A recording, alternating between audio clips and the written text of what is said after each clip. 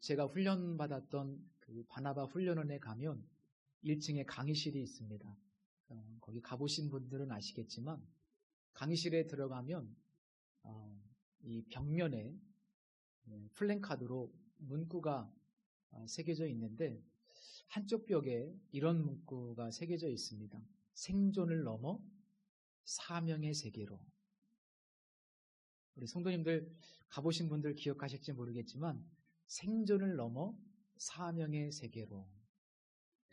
제가 처음 훈련받을 때는 개척 1년 차였기 때문에 사실은 하루하루 생존의 문제를 고민하지 않을 수 없었습니다. 먹고 사는 문제, 월세 문제, 이런 문제들. 그런데 그 문구를 보면서 사실은 적잖은 충격을 받았습니다. 저렇게 살 수 있나? 생존을 넘어 사명의 세계로 나아갈 수 있나? 그러면서 굉장한 도전을 받기도 했습니다. 그리고 그렇게 살아보려고 믿음으로 도전하기도 하고 몸부림을 치면서 그렇게 살게 되었는데 오늘 말씀을 보면 답이 없는 답답한 상황에 처한 한 여인이 생존을 넘어 사명의 세계로 나아가는 이야기가 기록되어 있는 것을 봅니다. 이 이야기는 이렇게 시작합니다. 어느 날 갑자기 저 요단 동편에 살고 있었던 엘리야라는 선지자에게 하나님의 말씀이 임합니다. 그는 두려움을 무릅쓰고 아합 왕에게 찾아가서 엄중한 하나님의 말씀을 선포합니다. 우리가 함께 읽은 말씀은 아니지만 1절의 말씀 함께 보시겠습니다. 엘리야가 아합에게 말하되 내가 섬기는 이스라엘의 하나님 여호와께서 살아계심을 두고 맹세하노니 내 말이 없으면 수년 동안 비도 이슬도 있지 아니하리라. 이 당시 북이스라엘 땅은 아합 왕이 통치를 하고 있었습니다. 그의 아내는 저 시돈이라는 나라의 엣바알 왕의 딸 이세벨이었습니다. 이 이세벨 왕비는 이 북이스라엘을 바알 신앙으로 완전히 바꿔버립니다. 그리고 하나님을 섬기는 선지자들을 잡아 죽이면서 여호와 신앙을 말살하는 탄압적인 종교 정책을 펴니다. 자, 이렇게 두려운 상황에서 엘리야가 그 앞에 나아가서 이 엄중한 하나님의 말씀을 선포하고 난 다음에 그리고 하나님의 말씀에 따라 그릿 시냇가로 도망가서 숨습니다. 놀라운 것은 하나님께서 까마귀들을 통해서 아침과 저녁으로 빵과 고기를 공급해 주시면서 이 엘리야 선지자가 그릿 시냇가의 물을 마시면서 살아갈 수 있도록 생명을 주관하여서 살려주시는 은혜를 누립니다. 그런데 이제 가뭄이 시작되면서 결국 요단강 물도 다 마르게 되죠. 그런데 바로 그 순간 또다시 하나님의 말씀이 엘리야에게 임합니다. 그 내용이 바로 오늘 본문 9절 말씀인데 너는 일어나 시돈에 속한 사르밧으로 가서 거기 머물라. 내가 그곳 과부에게 명령하여 내게 음식을 주게 하였느니라 라는 말씀입니다. 하나님께서 당신의 뜻에 순종하는 종을 이렇게 섬세하게 인도하시고 섭리하시는 것을 보면서 저는 우리가 하나님의 뜻 안에 순종하면서 살아가고 있다면 사실은 염려할 필요가 전혀 없다는 것을 깨닫게 되었습니다. 하나님은 이 상황을 미리 다 알고 계셨고 그 다음 피난처까지도 다 예비해 두셨습니다. 우리는 대개 어떻게 살아야 될까? 무엇을 먹고 입고 마시며 살아야 될까? 이런 고민들을 굉장히 많이 하는 편입니다. 그러나 더 본질적인 질문은 과연 내가 하나님의 뜻 안에 살아가고 있는가? 정말 내가 하나님의 뜻 안에 거하고 있는가? 그게 더 중요한 질문이라고 생각됩니다. 우리가 만약 하나님의 뜻 안에 살기 위해서 몸부림치기만 한다면 우리의 생존의 문제는 하나님께서 책임져 주시기 때문입니다. 엘리야는요, 즉시 순종합니다. 그래서 저 멀리 떨어진 시돈에 속한 사르밧으로 다시 출발합니다. 이 시돈은 고대 페니키아의 우리가 베니게라고 부르는 지역이기도 하죠. 상업의 중심지로 두로와 함께 이 지중해 연안의 아주 큰 해안 도시, 최대 항구 도시, 상업 도시였습니다. 무엇보다 북이스라엘을 엉망으로 만든 아합 왕의 아내 이세벨의 고향이기도 합니다. 왜 하필 이방 땅 시돈으로 가라고 명령하셨을까?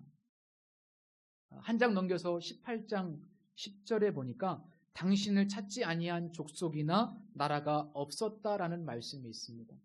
그러니까 아합 왕과 이세벨은 이 엘리야를 찾기에 정말 수년 동안 모든 나라, 모든 족속을 샅샅이 정말 이잡듯이 뒤진 것 같습니다. 그런데 못 찾았어요. 오히려 등잔 밑이 어둡다고 이세벨의 고향인 시돈, 그런 생각을 했겠죠. 설마 이세벨의 고향인 시돈 땅에 가서 숨었을까? 거기는 안 갔겠지. 설마. 어떻게 보면 이 시돈이라고 하는 지역이 가장 안전한 땅일 수 있다는 생각이 들었습니다.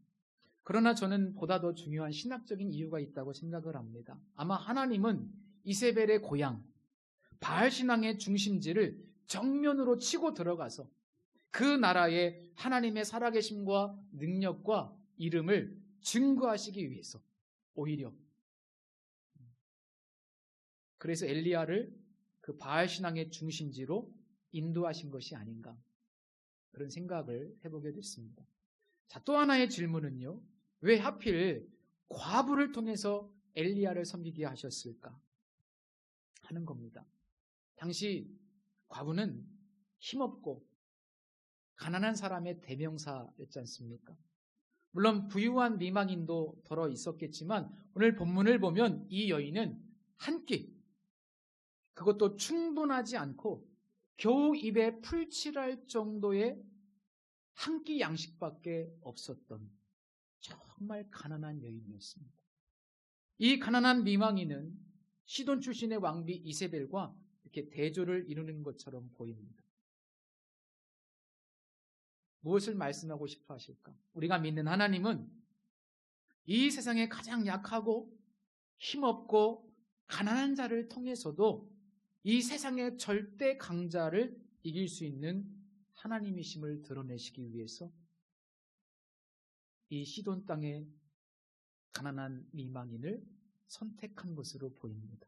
우리가 잘 아는 그 고린도전서 1장 27절 말씀에 이런 내용이 있지 않습니까? 하나님께서 세상에 미련한 것들을 택하사 지혜 있는 자들을 부끄럽게 하려 하시고 세상에 약한 것들을 택하사 강한 것들을 부끄럽게 하려 하십니다. 정말 약한 것을 택해서 강한 것을 부끄럽게 하시는 하나님. 그래서 승리는 우리가 가진 조건이 아니라 전능하신 하나님께 있다는 사실을 믿으시기를 바랍니다. 승리는 내게 있지 않습니다. 우리가 믿는 전능하신 하나님, 내가 가진 어떤 조건이나 자원이 아니라 전능하신 하나님, 그분께 우리의 승리가 있는 겁니다. 자, 9절 말씀을 다시 한번 보시면 내가 그곳 과부에게 명령하여 내게 음식을 주게 하였느니라 라는 말씀이 있죠. 이 말씀을 보시면 또 하나의 아주 중요한 표현이 있습니다. 그것은 바로 명령하여라는 단어입니다. 명령하여. 자, 이 말씀을 통해서 이 본문을 엘리야의 관점이 아니라 이 이름도 없는 한 여인의 관점으로 해석해 보려고 하는데요. 이 여인은 말씀드린 바와 같이 이방인이죠. 하나님을 알지 못합니다. 또 아무런 힘도 없고 정말 너무너무 가난한 여인입니다. 초라한 한 끼 식사밖에 없어요. 그 이후에는 이제 아무것도 먹을 것이 없어서 죽을 수밖에 없는 운명입니다. 그렇다고 모두가 겪는 가뭄이나 기근을 피할 수도 없는, 제가 2주 전에 설교한 루시라는 여인과 같이 정말 답이 없는 인생이에요. 질문은 있지만 답이 없어요. 어떻게 살아야 되는지 계속해서 묻지만 답이 없습니다. 그런데 이 답이 없는 인생을 살아가는 비참한 여인에게 어느 날 갑자기 여호와 하나님의 종 엘리야를 섬기라는 명령이 떨어지는 겁니다. 그러니까 이 여인의 입장에서 보면 죽기 전에 사명이 주어진 겁니다. 사명입니다. 왜? 하나님이 명령하셨기 때문에 그건 사명입니다. 이 상황을 도대체 어떻게 이해할 수 있습니까? 이름도 없고 힘도 없고 돈도 없고 지난주에 설교했던 것처럼 없고 없습니다. 아무것도 없어요. 그런데 저 이방 땅 그런 미망인에게 어느 날 하나님의 명령, 하나님의 거룩한 사명이 주어진 겁니다. 우리 교회는 어르신들이 제법 많은데요. 혹시 나는 하나님이 사용하시기에 너무나 보잘것없는 존재라고 생각하신다면, 혹은 나의 쓰임새는 이제 다 끝났다라고 생각하신다면 잘못된 겁니다. 이 여인을 한번 보십시오.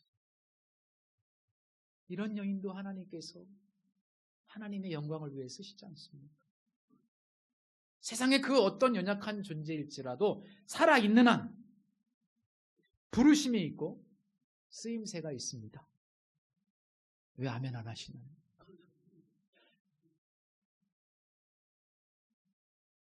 다만 역할이 다를 뿐이죠. 하나님께서 까마귀도 들어 쓰시는데, 이렇게 초라하고 연약한 한 미망인도 들어 쓰시는데 하나님께서 사용하지 못할 사람이 어디 있겠습니까? 여기 계신 분들 가운데 하나님이 쓰시지 못할 사람이 어디 있겠습니까? 우리 모두에게는 하나님이 부르심이 있어요. 이 여인을 보면 죽기 전까지 사명이 있었어요. 먹고 죽으리라. 그런데 하나님은 죽기 전에는 반드시 사명이 있다는 것을 말씀하세요. 그러므로 살아있다는 것은 무엇이 있다는 거예요? 아직 할 일이 있다는 거예요. 여러분, 생명은 그냥 연장되는 게 아니고요, 사명이 계속해서 진행되고 있는 겁니다. 살아있다는 것은 아직도 죽기 전까지는 우리에게 하나님이 하고 싶은 일들이 계시다는 거예요. 사명이 있다는 겁니다. 오늘 한 끼밖에 먹을 것이 없었던 이 답이 없는 여인에게 임한 이 귀한 사명을 보면서 저는 깨달아요. 때로 우리가 답이 없는 답답한 현실을 살아가지만 그럼에도 불구하고 우리가 집중해야 될 것이 있다면 부르심, 바로 우리를 향한 그 부르심에 충실한 삶이라는 사실, 소명지향적인 삶이라는 사실입니다. 그리스네가에서 저 시돈에 속한 사르밧까지는 꽤 먼 거리인데, 엘리야가 성문 어귀에 도착했을 때 마침 나뭇가지를 줍고 있었던 한 여인을 마주하게 됩니다. 엘리야는 먼저 정중하게 그 여인에게 물을 좀 달라고 부탁합니다. 그 여인이 나뭇가지를 내려놓고 돌아서서 물을 가지려고 할 때 엘리야가 다시 한번 그 여인을 불러 세우며 조심스럽게 이런 부탁을 합니다. 먹을 것이 좀 있다면 나에게 빵 한 조각만 좀 가져다 주십시오. 엘리야도 긴 여행을 했기 때문에 얼마나 배도 고프고 갈증도 나고 힘든 상태였겠습니까? 당시 사회는 일반적으로 이 나그네들을 환대하는 문화였기 때문에 이 엘리야의 요청 자체가 무례하다고 볼 수는 없습니다. 그러나 이 여인의 대답을 보면 참 기가 막히죠. 당신의 하나님 여호와께서 살아계심을 두고 맹세하노니 나는 떡이 없고 다만 통에 가루 한 웅큼과 병에 기름 조금뿐이라. 내가 나뭇가지 둘을 주워다가 나와 내 아들을 위하여 음식을 만들어 먹고 그 후에는 죽으리라. 이 대답은요, 사실상 완곡한 거절입니다. 한 끼밖에 없는 형편에 이 나그네의 부탁을 거절할 수밖에 없죠. 이거는 잘못된 것도 아니고 이상스러운 것도 아니에요. 그런데 그때 엘리야가 이 여인에게 하나님의 말씀을 선포합니다. 두려워하지 말고. 여러분, 이 말씀은 생존의 문제를 넘어서서 사명의 세계로 나아가라는 말씀이에요. 두려워하지 말고 가서 내 말대로 하려니와 먼저 그곳으로 나를 위하여 작은 떡 한 개를 만들어 내게로 가져오고 그 후에 너와 내 아들을 위하여 만들라. 이스라엘 하나님 여호와의 말씀이 나 여호와가 비를 지면에 내리는 날까지 그 통의 가루가 떨어지지 아니하고 그 병의 기름이 없어지지 아니하리라 하셨느니라. 여기서 이스라엘의 하나님 여호와의 말씀이라는 표현이 중요합니다. 우리가 살아있는 한 답이 없는 세상을 살아갈 때 그럼에도 불구하고 소명지향적인 삶을 살아가야 된다고 말씀드렸어요. 그런데 어떻게 그런 삶을 살 수 있을까요? 어떻게 우리는 소명을 발견할 수 있습니까? 이 소명이라는 영어 단어는 vocation이라고 합니다. 그런데 이 단어는 보이스에서 왔습니다. 보이스라는 단어는 소리, 음성이라는 뜻이지 않습니까? 그러니까 소명은 음성을 들음으로 시작된다는 겁니다. 언어학적으로. 소명이라는 것은 음성을 들음으로 시작돼요. 누구의 음성을 들음으로 시작되는 겁니까? 네, 맞습니다. 하나님의 음성을 들음으로 시작되는 겁니다. 예를 들어서 우리가 성경을 깊이 읽다가 혹은 이렇게 설교 시간에 하나님의 말씀을 듣는 중에 혹은 내가 하나님 앞에서 기도하는 중에 그리고 어떤 특별한 사건을 경험할 때 그 속에서 하나님의 마음과 뜻을 깨닫게 될 때 그것이 바로 하나님의 음성을 듣는 것이고 거기서부터 소명이 부르심이 시작되는 겁니다. 가장 최근에 있었던 일 하나를 소개하자면 얼마 전에 며칠 전에 권사님 한 분에게 전화가 왔습니다. 연말이 되었는데 교회에서 1년 동안 수고하신 분들을 좀 섬기고 싶은데 식사라도 함께 대접하고 싶다. 그래서 저에게 돈을 보내시겠다는 거예요. 그러면서 하시는 말씀이 권사님께서 이제 기도하시는 중에 목사님이 1년 동안 수고하신 분들을 좀 섬기고 싶은 마음이 있는 것 같다는 마음을 하나님께서 주셨다는 거예요. 정말로 제 마음속에는 그런 마음이 있거든요.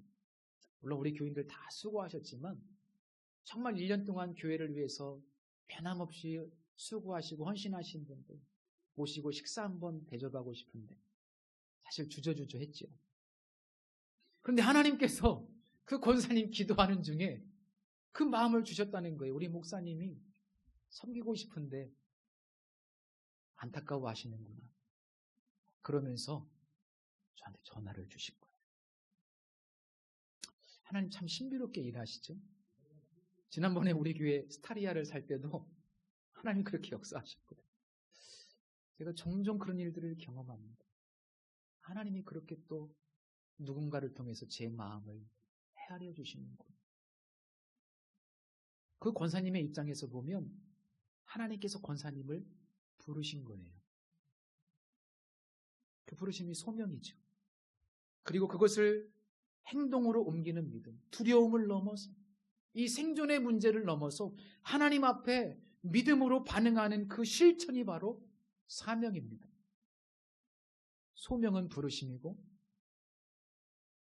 하나님께서 그 소명에 응답하는 보내심, 그것은 바로 사명입니다. 이렇게 하나님의 음성을 듣고 순종하는 것 사실 그렇게 어려운 일입니까? 여러분, 이 설교 시간에 주님의 말씀이 선포되지 않습니까?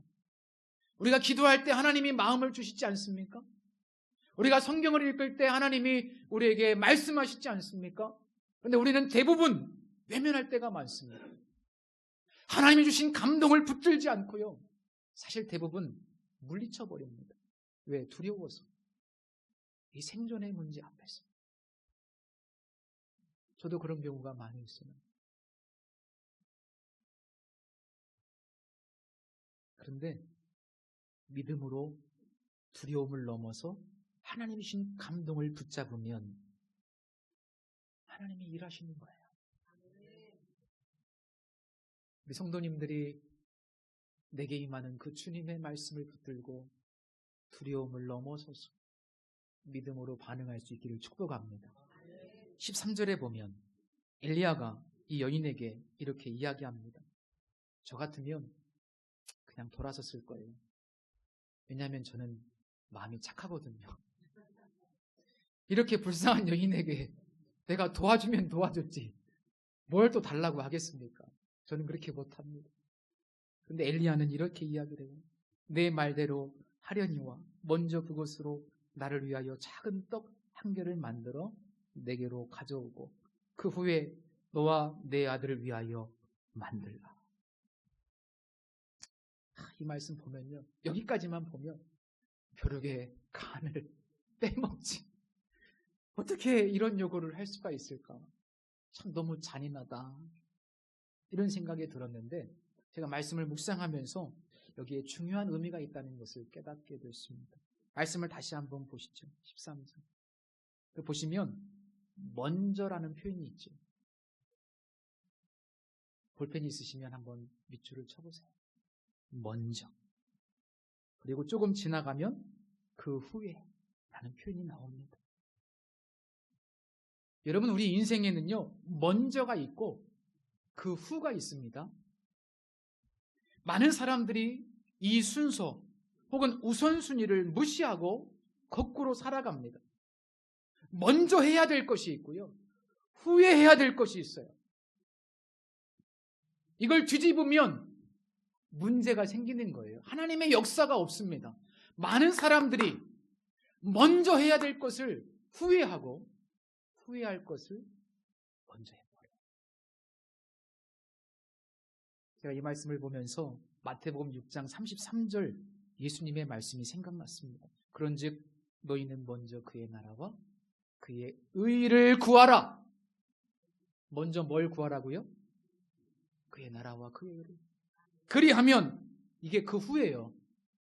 이 모든 것을 너희에게 더하시리라. 여러분, 성경과 예수님은 사명 혹은 소명이 우리의 생존의 문제보다 더 우선하는 것임을 분명히 말씀하고 있습니다. 사도 바울도 사도행전 20장 24절에서 내가 달려갈 길과 주 예수께 받은 사명 곧 하나님의 은혜의 복음을 전하는 일에는 나의 생명조차 조금도 귀한 것으로 여기지 않겠다고 했습니다. 주 예수께 받은 사명, 하나님의 은혜의 복음을 전하는 일에는 내 생명조차 조금도 귀한 것으로 여기지 않겠다. 우리는 종종 생존의 문제가 해결되어야 사명이든 예배든 이런 거를 감당할 수 있다고 생각하는데요, 성경의 원리는 참 반대입니다. 먼저 엘리야를 섬기는 사명을 감당해야 하고 그 후에 가족을 위해서 빵을 만들어야 한다는 것이 주님의 말씀입니다. 기억하십시오. 먼저 사명이에요. 먼저 소명에 응답하는 거예요. 그리고 그 후에 생존이에요. 이거는 다 연결이 됩니다. 먼저 이 시간도 먼저 하나님께 드리는 거예요. 이 주일 예배가 먼저 하나님께 드리고 나머지 6일을 사는 거예요. 11조 먼저 하나님께 드리는 거예요. 그래야 나머지가 사라지는 겁니다. 여러분, 모든 영역에는 먼저가 있고 그 후가 있어요. 이 원리를 반드시 기억하셔야 돼요. 이 명령이 너무나 잔혹한 명령처럼 보이지만 그런데 여기에는 하나님의 놀라운 축복이 있는 겁니다. 우리가 이 부르심 앞에 두려움을 넘어 생존의 문제를 넘어 하나님의 말씀 앞에 응답하는 삶을 살 때 하나님 축복이 있어요. 첫 번째, 날마다 일상이 기적이 되는 은혜와 축복을 누립니다. 이 여인이 그 명령에 순종하는 것은 정말 어려운 일이죠. 그런데 두려움을 넘어 생존의 문제를 넘어 믿음으로 반응합니다. 그 이후에 성경을 보면 여러 날 먹게 되었다라고 기록되어 있는데요, 이 여론날은 며칠이 아니잖아요. 아시는 대로 장장 3년 6개월. 3년 6개월.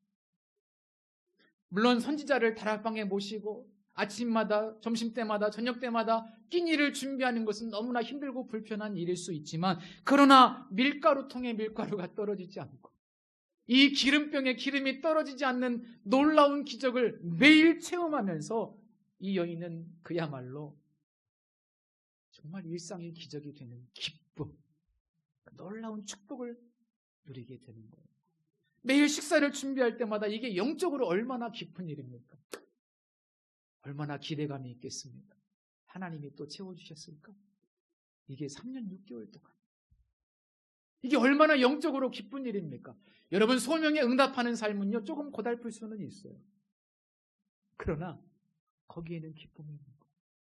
영적인 체험이 있는 거예요. 하나님을 경험하는 축복이 있습니다.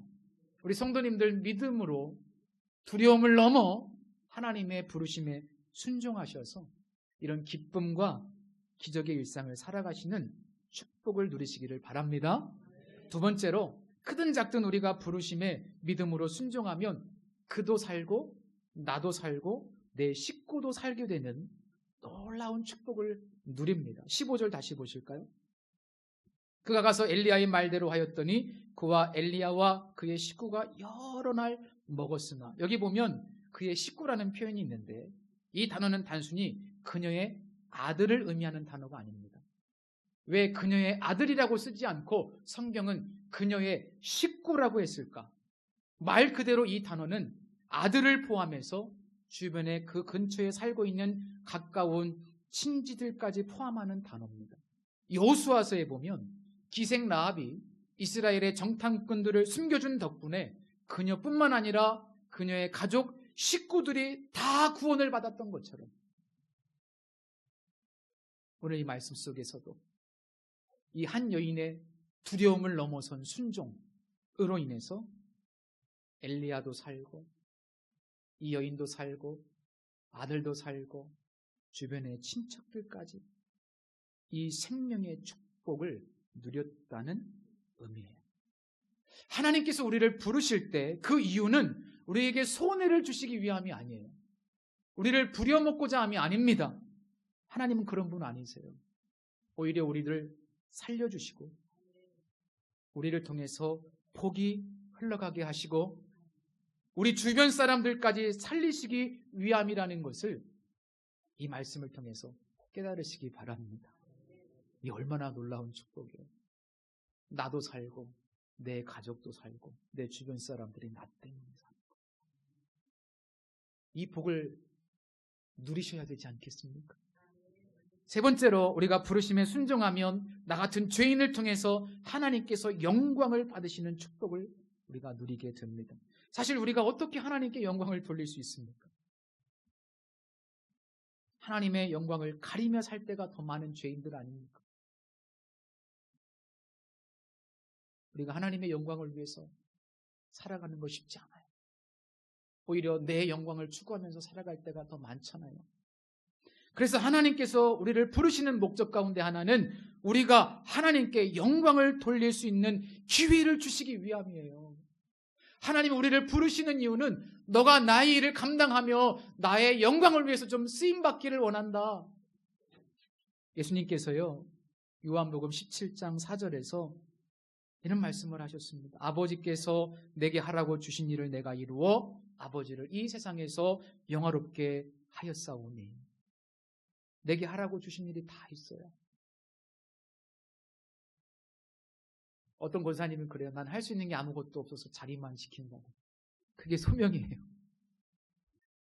예배 시간마다 자리 지키는 것도 소명이에요. 다 하나님이 맡긴 일이 있습니다. 하나님께서 예수님에게 주신 일은 바로 십자가를 지는 것이었어요. 예수님은 그 부르심 앞에 두려움을 넘어서 순종하셨고 그 순종을 통해서 궁극적으로는 나도 살고 다른 사람도 살리고 하나님께 영광을 올려드리는 정말 멋진 인생을 사셨습니다. 우리가 수없이 기도합니다. 하나님의 영광을 위해서 살겠노라고. 어떻게 해요? 아주 쉽습니다. 내게 들려오는 주님의 부르심 앞에 믿음으로 생존의 문제를 넘어서서 반응할 때 하나님께서 자원도 다 공급해 주세요. 떨어지지 않게 하세요. 사람도 붙여주세요. 그리고 궁극적으로 하나님의 영광을 위해서 일할 수 있도록 하나님께서 그렇게 복을 주시는 겁니다. 예수님께서 그렇게 사셨어요. 그래서 그 예수님이 지금 우리와 함께 하십니다. 승리하신 주님께서 우리 안에 오셔서 함께 하십니다. 내 힘으로는 할 수 없지만 여러분 예수님을 바라보시고 예수님을 의지하십시오. 그러면 그분께서 우리를 도와주셔서 생존의 문제를 넘어 순종할 수 있는 믿음을 주실 줄로 믿습니다. 나도 살고 나 때문에 내 주변 사람들도 살고 이 교회도 살아나고 궁극적으로 우리 모두를 통해서 하나님이 영광 받으시는 소명지향적인 우리 비전 공동체가 될 수 있기를 예수님의 이름으로 축복합니다. 기도하겠습니다. 하나님 아버지, 우리가 받은 구원은 소명으로의 부르심이라고 믿습니다. 그러나 우리가 혹시 하나님의 부르심을 외면하며 살지는 않았는지 돌아보게 하시고 말씀하시고 부르시는 하나님의 음성에 두려움을 넘어 믿음으로 반응하게 하옵소서. 생존을 넘어 사명의 세계로 나아가게 하시고 시간, 물질, 삶을 대할 때 먼저 해야 할 것과 후에 해야 할 것을 깨닫게 하여 주옵소서. 우리의 순종을 통해 하나님의 뜻과 나라가 이 땅에 이루어지게 하시고 우리에게는 기적이 일상이 되는 축복, 영적인 기쁨을 누리는 축복, 나를 통해 생명의 역사가 우리 식구들과 교회 위에 흘러가는 축복, 하나님께 영광 돌리는 축복을 허락하여 주옵소서. 예수님의 이름으로 기도드립니다. 아멘.